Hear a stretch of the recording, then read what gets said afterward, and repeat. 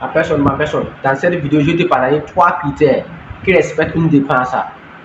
Que si tu veux dépenser ton argent, tu dois forcément respecter ces 3 critères-là avant de pouvoir dépenser ton argent. À chaque fois que tu veux sortir de l'argent dans la poche, tu dois d'abord assurer que la dépense que tu veux faire là, ça respecte ces 3 critères. Dès lors que ça respecte ces 3 critères seulement, il faut patienter minimum 24 heures après.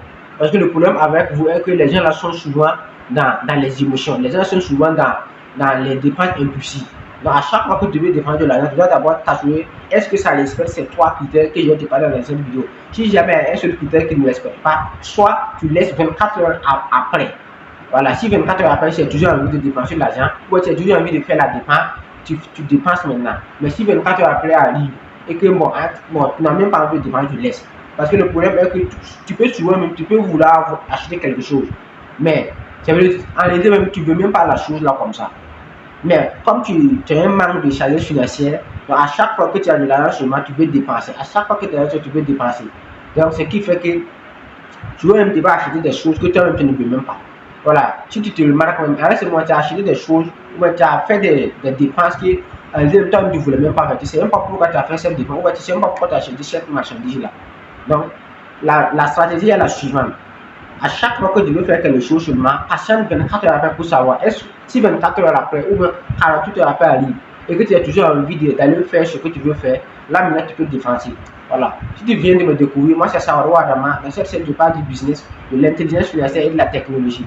Si la thématique t'intéresse, ça que tu es au bon endroit. N'oublie pas d'activer la cloche de notification pour en profiter des éventuelles vidéos que j'ai partagées sur la chaîne. Comme je le disais au début de la vidéo, je te parlais de 3 critères qu'une dépense respecte. Voilà, qu'à chaque fois que tu veux demander l'argent, tu dois forcément impérativement ces 3 critères. Le premier critère est que la dépense doit être urgente. Tant que la dépense n'est pas urgente seulement, voilà, il faut abandonner. Le deuxième critère est que la dépense doit être obligatoire. Donc, tant que la dépense n'est pas obligatoire seulement, tu dois faire très attention. Et la troisième critère seulement est que la dépense doit être la troisième critère est que la dépense doit être importante. Donc, dès lors que ce que tu veux faire n'est pas important seulement, il faut s'en passer.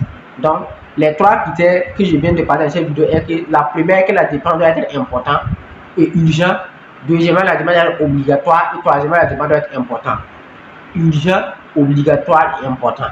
Donc, à chaque fois que tu veux dépenser de l'argent, tu dois d'abord s'assurer, est-ce que la dépense est urgente? Si oui, ok. Est-ce que la dépense est importante? Est-ce que la dépense est obligatoire? Ça peut être urgent, important, mais pas obligatoire. Voilà, ça peut être obligatoire, important, mais pas urgent. Donc, comme ce n'est pas urgent, tu peux reporter ça 24 heures après, une semaine après, 3 mois après. Le problème est que vous avez un manque de sagesse qui fait que, bon, par exemple, les fêtes c'est en décembre, et puis tu vas commencer à acheter les amis là en octobre ou en novembre. Donc, pourtant, l'argent que tu es en train d'investir, c'est un problème qui vient après. Tu vas faire comment? Mais au moins, si tu patientes, à l'approche de la fête, tu peux faire tes dépenses. Donc, tu dois t'assurer, est-ce que la dépense est importante? Si oui, est-ce que la dépense est urgente? Si oui, est-ce que la dépense est obligatoire? Donc, la dépense doit forcément respecter ces 3 critères. Urgent, important et obligatoire. Dès lors qu'il y a quelque chose qui manque seulement, il faudra t'assurer qu'il y a un problème. Parce que la différence entre les riches et les pauvres, c'est la manière de dépenser leur argent. De la même manière que les riches dépensent leur argent, les pauvres ne dépensent pas leur argent comme ça. Voilà, de la même manière que les riches dépensent leur argent, et de la même manière que les pauvres dépensent leur argent, les riches ne dépensent pas leur argent comme ça. Et puis vous devez savoir que un riche, c'est quelqu'un qui a plus acheté et c'est quelqu'un qui a plus vendu que celui qui a acheté. Voilà, c'est comme ça. La différence entre les riches et les pauvres est que les riches passent leur temps à vendre. Les riches passent leur temps à vendre. Les riches passent leur temps à vendre. Et maintenant, les pauvres passent leur temps à acheter. Les pauvres passent leur temps à acheter. Donc, aussi longtemps que tu vas continuer à acheter, tôt ou tard, tu deviendras pauvre, quel que soit ton argent seulement. Tu ne peux pas passer ta vie à acheter seulement et puis rester, c'est impossible. Donc, dès lors que tu passes ton temps à acheter seulement, tu resteras toujours dans la pauvreté. L'idéal, c'est à ce moment, il faut quitter l'étape même de l'achat à l'étape de la vente. Tu dois d'abord même vendre quelque chose à beaucoup de gens, à des milliers de gens. Et ce que la Chine a compris. Donc, pourquoi la Chine elle est le pays le plus prospère au monde en 2025? C'est que la Chine, c'est 80% vente et 20% achat. Mais la Chine même n'achète même pas. Tout ce que la Chine consomme, c'est produit en Chine. Voilà, il n'y a même pas un produit qui est consommé en Chine qui vient de l'extérieur. C'est pas possible. Tous les produits chinois sont fabriqués en Chine. Même le véhicule Tesla, Tesla a des usines en Chine. Voilà, c'est comme on ne vous a pas dit. Voilà, même Elon Musk, le propriétaire de Tesla là. Tesla a des usines en Chine. Donc, ce sont les Chinois qui produisent et puis on met les marques chinoises. Même chose que Apple. Apple a des usines en Chine qui fabriquent des iPhones. Voilà, et puis c'est la Chine qui produit et puis on met maintenant la marque iPhone. Voilà, tout ce que la Chine produit, tout ce que la Chine consomme, c'est ce qu'ils produit. Donc, comme ils n'achètent pas, ils passent leur temps à vendre. Par exemple, si on va par le cas du continent africain, l'Afrique, c'est le dernier consommateur du monde. Tout ce qui est produit seulement, c'est direction de l'Afrique. Voilà. Même les poupées sexuelles que la Chine avait fabriquées récemment en 2000, c'était en 2018, non? Voilà, vous l'appelez des poupées sexuelles. Il y a des gens qui ont acheté ça, voilà, et puis chercher leurs femmes.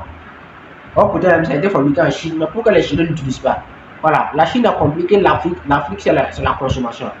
Donc, si tu veux pas faire parler des gens qui seront pauvres d'ici 2030, ou d'ici 2035, ou d'ici 2040, tu dois éviter au maximum de dépenser ton argent au hasard sans compter. Voilà, donc la différence entre les pauvres et les riches, c'est la manière de dépenser leur argent. Donc, c'était Adama Soro, comme toujours, si vous voulez, et il connaît le chemin.